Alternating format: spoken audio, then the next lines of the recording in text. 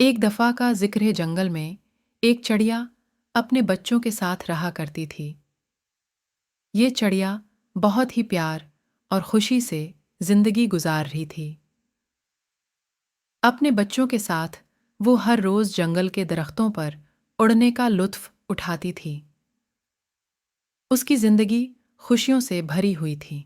چڑیا ایک دن جب اپنے بچوں کے لیے کچھ کھانے کی تلاش کر رہی تھی تو اچانک ایک سانپ نے اس کے بچوں کو کھانے کے لیے درخت پر چڑھ گیا۔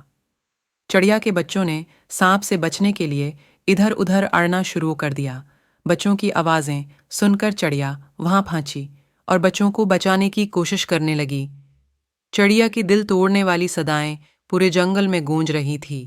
ہاتھی نے چڑیا کے رونے کی آواز سنی اور جلدی سے وہاں پہنچا اور دیکھا کہ چڑیا کے بچوں کو سانپ کھانے کی کوشش کر رہا ہے۔ ہاتھی نے فوراً کوشش کی کہ سانپ کو یہاں سے بھگایا جائے۔ اس نے اپنی بڑی قوت کا استعمال کرتے ہوئے سانپ کو دھکیل دیا اور چڑیا کے بچوں کو بچا لیا۔ چڑیا کا دل تو تڑپتا ہی رہا، لیکن وہ بہت خوش تھی کہ اس کے بچے سلامت تھے، اور اس کی مصیبت کے بعد اس نے ہاتھی کا شکریہ ادا کیا۔ اس واقعہ کے بعد وہ اکٹھے وقت گزارنے لگے اور دونوں کی دوستی جنگل میں مثال بن گئی۔